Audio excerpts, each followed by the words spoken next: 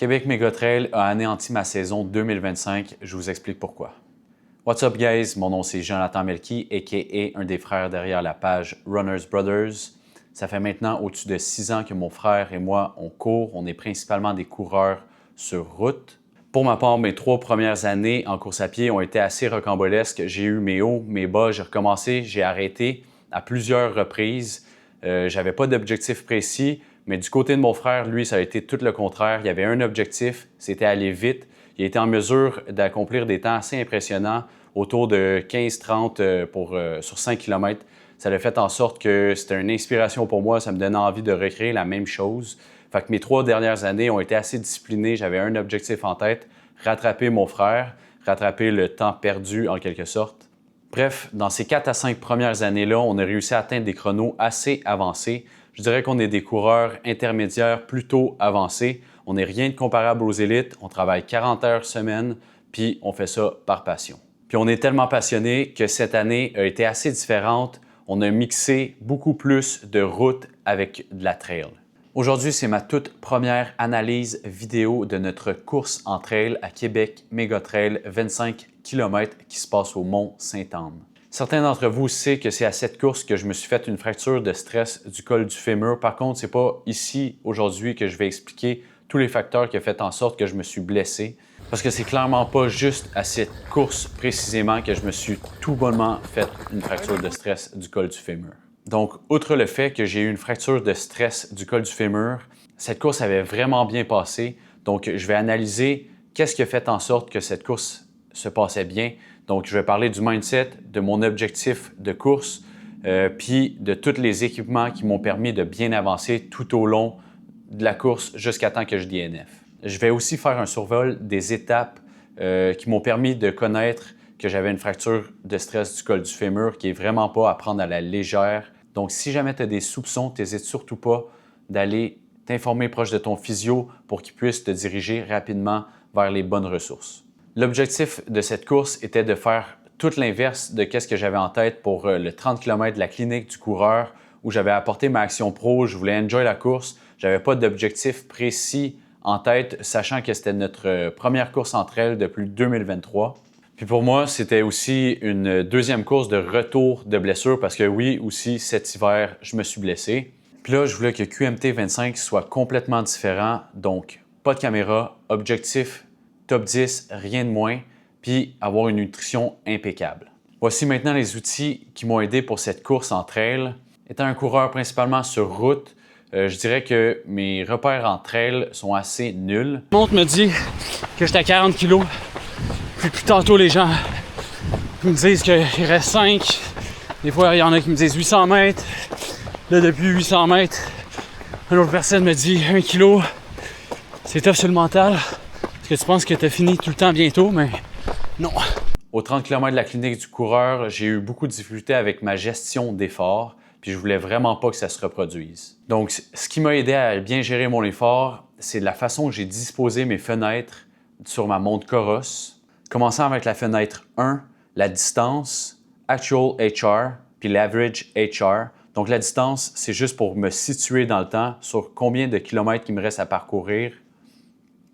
L'Actual HR, c'est pour avoir l'effort en temps réel. Donc, comment je m'avais situé, c'est que je me suis dit, je suis capable de courir un 21 km avec un HR de 181 battements cardiaques moyens. Donc, je me suis dit que dans les côtes, je ne devais pas dépasser ce nombre de battements cardiaques-là. Sachant que sur du plat, ça allait descendre un petit peu ou rester sensiblement pareil et même en descente, que ça allait sensiblement descendre. Pour le Average HR, c'est pour me donner une idée de combien de battements cardiaques moyens j'ai eu durant la distance parcouru. Donc, si j'étais à 20 km sur 25 km, puis je vois que mes HR sont average 190, puis que mes sensations sont complètement explosées, c'est vraiment un indicateur que je me suis trop donné, puis que je dois slack off ou juste me réajuster pour le reste des kilomètres de la course.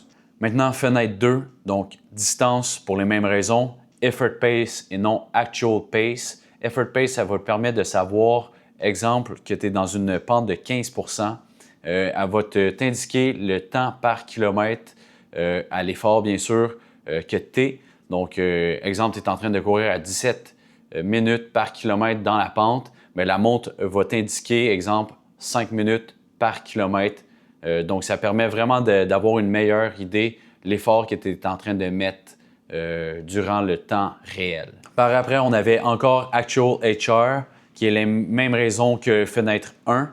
Ensuite, on a Elevation Gain et Elevation Loss. Ça te permet de connaître le dénivelé positif parcouru actuellement dans ta course. Donc, c'est un autre indicateur de gestion d'effort. Pour la course, l'idée était de garder la même idée de nutrition que le 30 km de la clinique du coureur. Donc, je suis parti avec 2 flasques remplies de 60 grammes de glucides chaque. Ce qui manquait à la clinique du coureur, c'était des électrolytes. Mais là, on était avec la formule Boost Energy de NAC qui contient 400 mg par portion d'électrolytes. Fait que ça a été un gros avantage pour moi pour éviter d'avoir des crampes parce qu'à la clinique du coureur, j'ai éprouvé des crampes à partir de kilomètres entre 15 et 20. Tant que je gardais l'effort, je sentais un petit peu les crampes, c'était pas si pire, mais c'est vraiment après la course que ça a été terrible. Mes muscles crampaient énormément. C'était désagréable. Durant QMT 25, le but était de consommer environ une flasque de 60 grammes de glucides à l'heure.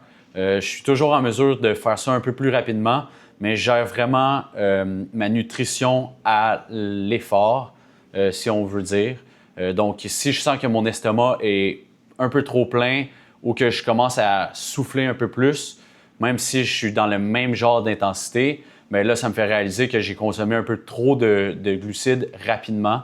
Fait que ce que je fais, c'est je fais juste arrêter de consommer pendant un certain moment jusqu'à temps que mon estomac commence à redevenir un peu plus léger. Par la suite, si j'ai été en mesure de consommer mes 2 flasques à l'intérieur de 1h30, 1h45-ish, il me reste encore 15 à 30 minutes à courir. Donc, le but, c'était d'avoir des gels pour juste continuer sur des gels pour finir la course. Parce que l'objectif de cette course-là à QMT, c'était de courir léger. Puis, je me voyais pas avoir ma veste d'hydratation pour avoir une 3e flasque. Ça aurait été un peu trop lourd, trop de gestion. C'est plus simple pour moi avoir mes 2 flasques d'eau remplies de mes glucides. Puis par la suite, je fais juste substituer avec les gels. J'avais aussi apporté des sauce sticks cette journée-là pour être sûr que j'aille extrêmement d'électrolytes pour surtout éviter de cramper.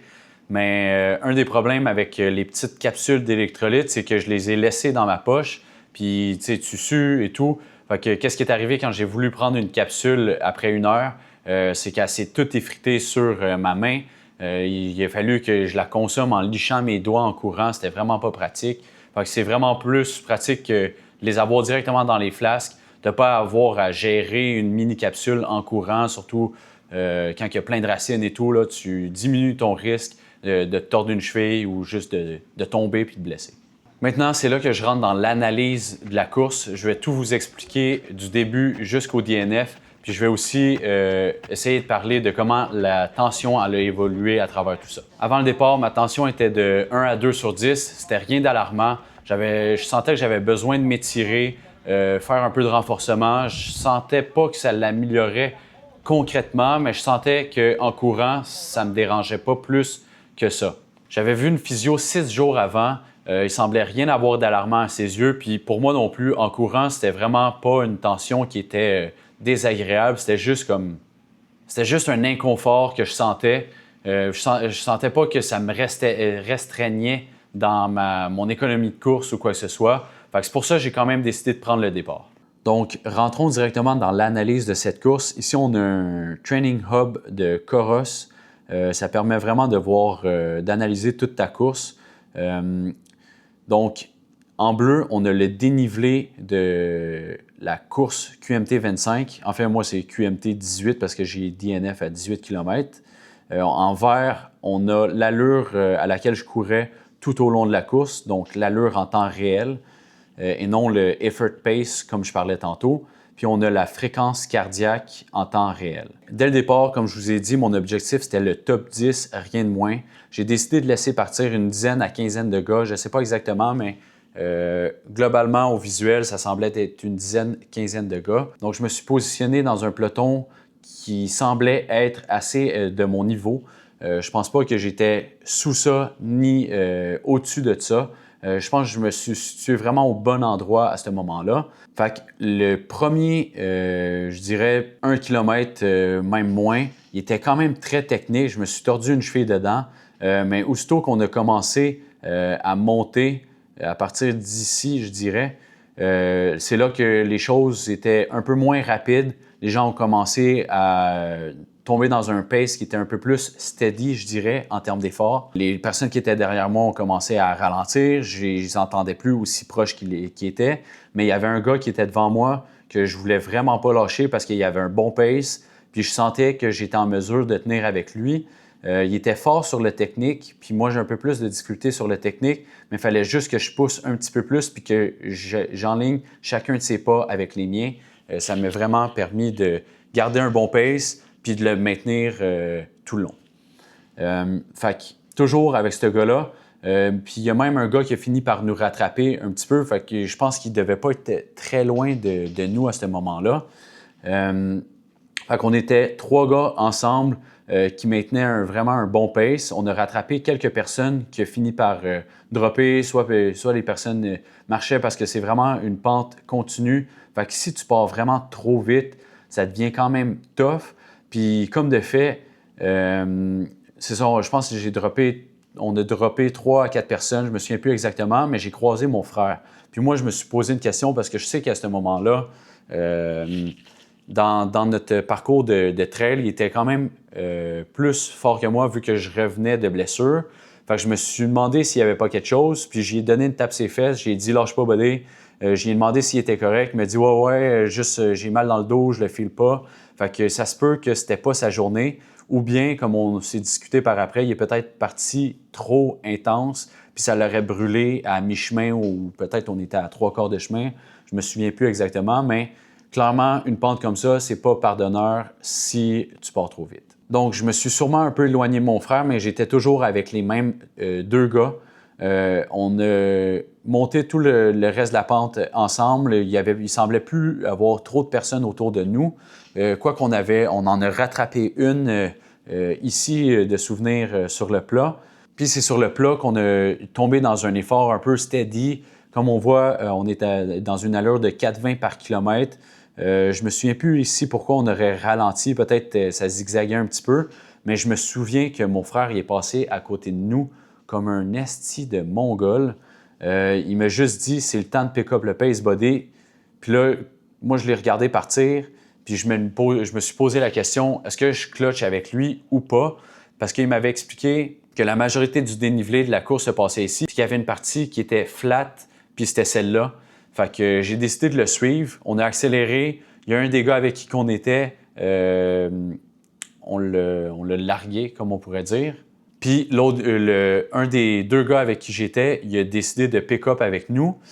Puis c'est vraiment à cet endroit-là qui est on arrive dans une pente de ski où est-ce on a gardé le même effort, puis ça a fait en sorte que notre allure a juste augmenté. Puis comme vous pouvez voir, on descend à du 3,25, 3,20, puis on a été touché à du 3,11 par kilomètre, 3,07-ish, 3,09.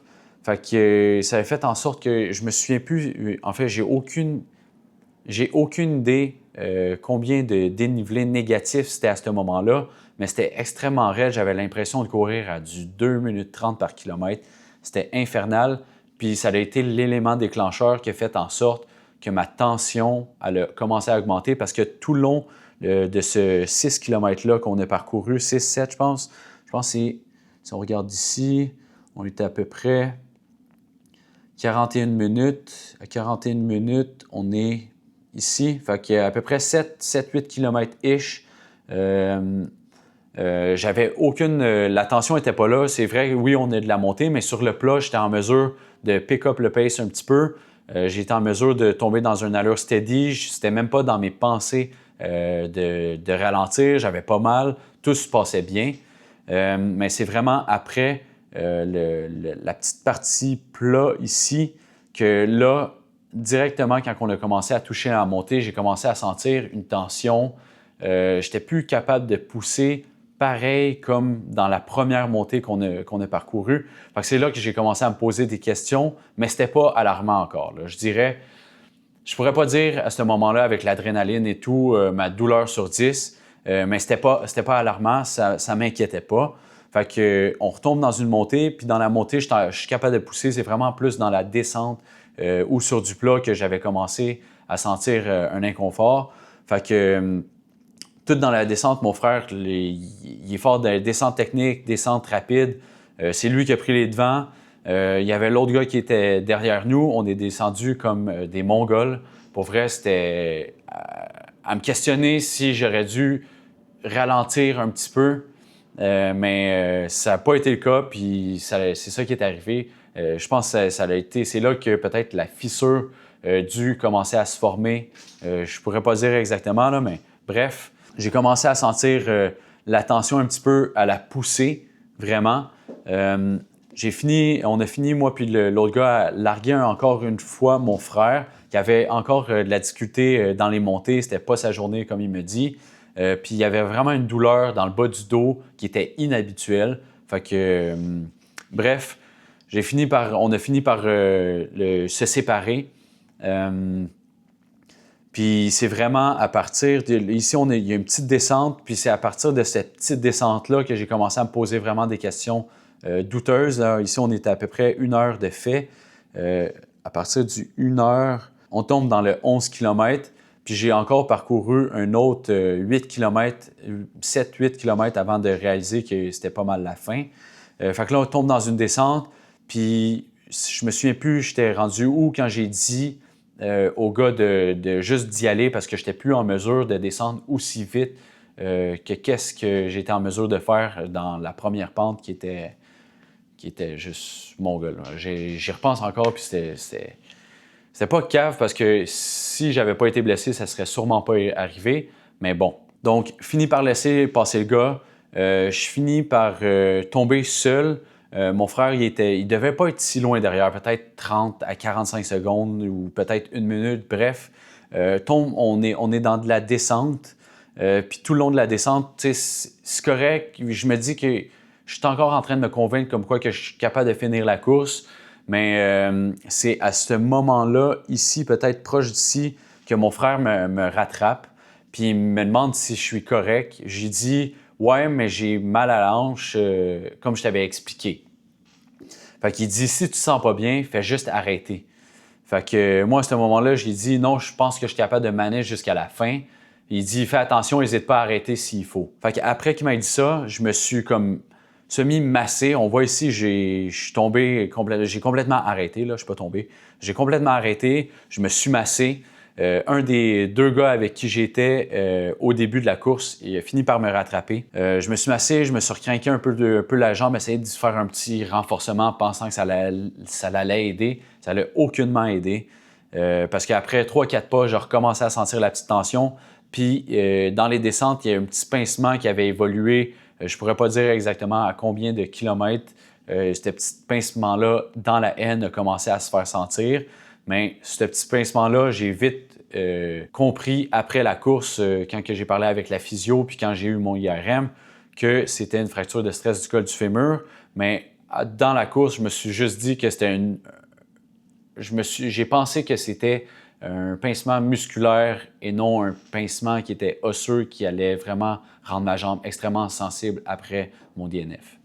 Puis, qu'est-ce qui faisait en sorte que je voulais vraiment continuer, puis je pensais que j'étais en mesure de continuer, c'est que quand moi puis l'autre gars, on avait largué mon frère, si je peux dire, c'est qu'il y a une personne qui m'avait mentionné comme quoi j'étais 6e. Ça faisait pas longtemps que j'avais dit au gars de me dépasser. J'étais comme 6e, c'était au-dessus de mes attentes. Je pensais pas que j'allais être en mesure d'être proche du top 5 ou même dans le top 5 parce que quand on était avec mon frère, j'étais sûrement 5e, 6e, 7e-ish. Que c'était vraiment encourageant puis ça me donnait envie de juste continuer, peu importe la douleur que je ressentais à ce moment-là. Puis, là, après le ravito, quand j'ai dû arrêter une 2e fois, là, ça commençait vraiment à être sérieux. J'étais plus capable de pousser sur du plat. Dans les descentes, ça commençait à être fragile. Puis quand j'ai arrêté une troisième fois, j'ai croisé une personne avec qui on avait parlé, qu'on a rencontré au 10 km à Ottawa, puis qu'on a parlé avant la course de QMT 25. Puis il me dit vraiment les bons mots. Ce que mon frère avait semé comme graine, lui, il a juste fait en sorte que ça me confirmait que je devais arrêter. Il a dit « Respecte-toi là-dedans, t'es juste en début de saison. » Puis je voulais vraiment pas gâcher mon début de saison. Puis malheureusement, c'est ça qui est arrivé. Mais si j'avais continué, peut-être ça aurait été une fracture de stress complète. En fait, ça aurait été la fissure aurait été complète. Puis là, c'est une opération, puis ça, j'aurais pas voulu ça. Puis je suis vraiment content d'avoir arrêté, même si j'ai fini avec une fracture de stress du col du fémur. Donc, outre que le DNF, où j'aurais pu vraiment être déçu de moi-même, puis ultra triste, j'étais extrêmement content de ma performance, sachant que j'avais été en comme top 5, 6. Puis je pense que si j'avais continué, j'aurais sûrement fini peut-être 6e, 7e. Peut-être mon frère m'aurait rattrapé dans la descente. Peu importe. Je suis vraiment content. Je pense que j'aurais été en mesure de finir dans le top 10 comme je souhaitais. Fait que j'ai vraiment fini sur une note positive. Fait que ça me fait juste me donner envie pour 2026 de me lancer sur de la trail, mais aussi faire peut-être du gravel bike. Je vous en parlerai peut-être un peu plus tard parce que maintenant, je me suis acheté un vélo. Bref, on en discutera dans une autre vidéo où j'en discuterai un petit peu plus de mon cheminement à travers le vélo. Je commence à être un peu passionné du monde du vélo, quoique ça coûte cher, mais ça donne envie d'essayer. Aussitôt que j'ai arrêté de courir, j'ai dû rebrousser chemin en marchant jusqu'au ravito. Ça a été quand même difficile. Je déboîtais beaucoup mes hanches pour être en mesure de monter les petites pentes et tout. Je pensais encore que c'était musculaire. Je pensais que c'était juste une grosse irritation qui allait finir par passer.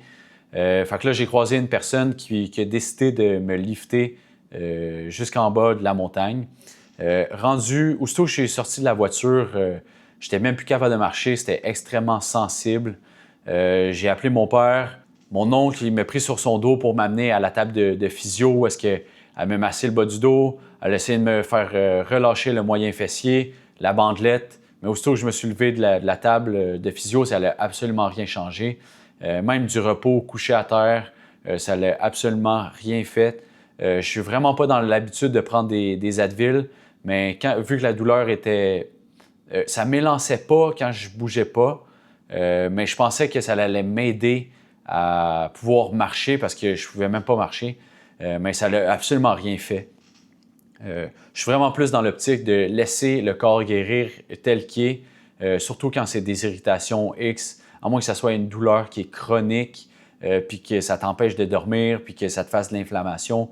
Pour réduire l'inflammation, je pense que j'irais pour des Advil ou des trucs du genre, là, mais c'est vraiment dans le dernier recours. Là. Je pense qu'il y a vraiment d'autres options pour diminuer les inflammations comme du curcumine, puis des trucs du genre. Bref, pour aller au resto, mon frère devait me transporter sur son dos, aller aux toilettes. C'est quasiment si je devais ramper. Ma jambe, je la traînais. Là, c'était vraiment comme si j'avais un boulet après le pied. Directement le lendemain de la course, j'ai communiqué. Je me suis pris un rendez-vous avec ma physio, Roxane. À travers ça, j'ai eu une intoxication alimentaire, comme j'ai déjà discuté dans un des vidéos que j'ai faites sur Instagram. Bref, je l'ai rencontré via FaceTime, puis c'est là qu'on a déterminé que c'était peut-être une fracture de stress du col du fémur. Par la suite, j'ai rencontré une médecin sportive. Elle m'a envoyé faire un IRM. Elle avait des doutes aussi que j'avais une fracture de stress du col du fémur. Mais pour effacer tout doute, on voulait vraiment aller vérifier avec une imagerie. Fait que là, c'est une semaine plus tard que j'ai eu ma réponse. Quand elle m'a appelé, avant qu'elle m'appelle, je pensais encore que j'avais pas de fracture de stress du col du fémur parce que je sentais que ça s'améliorait beaucoup.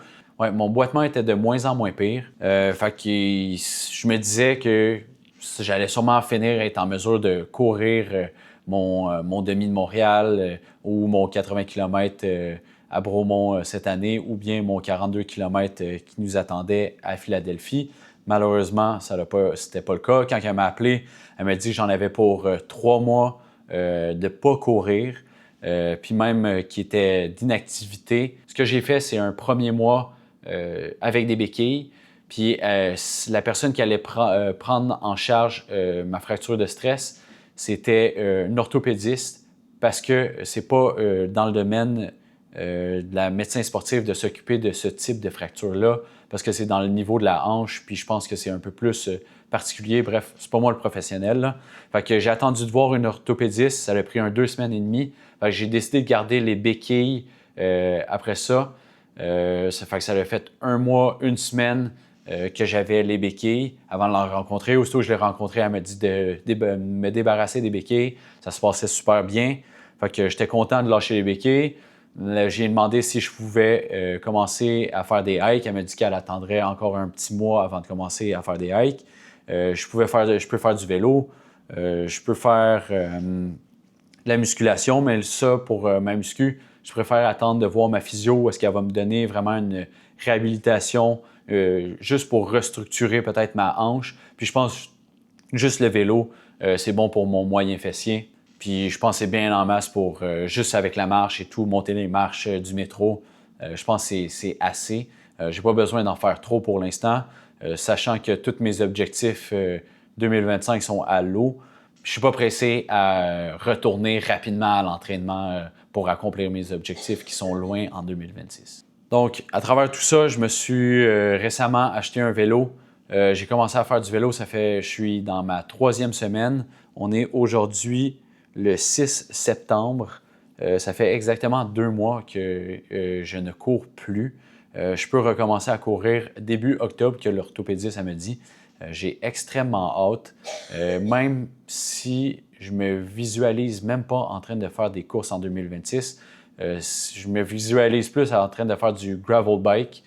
J'écoute trop de YouTube présentement. Ça me donne extrêmement envie, mais je sais que aussitôt que je vais recommencer à courir, je vais avoir extrêmement hâte de faire des courses avec mon frère, puis parcourir les sentiers du Québec, les routes puis les courses qui sont partout à travers Montréal et le Québec. En conclusion, dans tout ça, si j'ai à faire en fait, ça fait un bon 2 mois que je fais une rétrospection, qu'est-ce que j'aurais pu faire de différent. Je vais plus développer là-dessus dans une autre vidéo YouTube où est-ce que je vais un peu deep down peut-être le syndrome REDS. J'ai eu une 2e rencontre avec ma médecin sportive où est-ce qu'elle veut faire des prises de sang sur moi pour voir si j'ai pas justement une défaillance énergétique ou un problème de nutriments ou une mauvaise absorption de nutriments X. Je vais aussi discuter de ce que je fais dernièrement en termes de nutrition pour mieux guérir de cette fracture de stress du col du fémur, puis aussi pour éviter que ça l'arrive encore. Quand je dis encore, c'est parce que cet hiver, je me suis aussi blessé. Comme peut-être certains d'entre vous savent, j'ai eu une périostite. Périostite qui est le début d'une fracture de stress aussi. Fait que ça m'indique peut-être, comme discuter avec mon chiro, c'est lui qui m'a fait réaliser ça, que j'ai peut-être un problème au niveau osseux. Fait que c'est vraiment plus creux que juste le volume, parce que quand on compare mon frère et moi, on a fait exactement les mêmes choses. Fait que c'est spécial que moi, je me suis encore blessé une 2e fois cette année, alors que lui, il roule sur l'or, comme on dirait. Ça se passe super bien sa saison. J'ai vraiment hâte de voir comment les prochaines courses pour lui vont évoluer. Là, il a réussi à faire podium à UTCC 23 km. Fait que là, sa prochaine course, c'est le 21 km de Montréal. On ne pense pas qu'il va être en mesure de faire un gros temps. Il travaille extrêmement fort au numéro 900. Il y a eu un nouveau poste. Ça fait en sorte que sa charge d'entraînement elle a vraiment diminué. Sa charge de travail elle a vraiment augmenté. Puis le but en ce moment, c'est de ne pas se blesser, de faire ça en continu. Fait que, il réduit Puis il fait avec ça, il va essayer de trouver une alternative pour 2026 pour essayer de se concentrer plus sur les entraînements, puis avoir un meilleur équilibre. Bref, j'espère que vous avez aimé la vidéo. Si jamais vous avez apprécié ou si jamais vous avez des commentaires, laissez un commentaire. Si jamais vous avez des questions sur la fracture de stress du col du fémur, j'ai lu énormément dernièrement là-dessus. Je commence à avoir une petite idée sur qu'est-ce que c'est. J'ai aussi discuté avec physio, médecin du sport, orthopédiste. Je ne dis pas que je suis professionnel, loin de là, mais j'ai un petit bagage derrière moi après cette blessure qui a coupé ma saison 2025. Fait que n'hésitez pas à vous abonner. Puis sur ce, see you next time.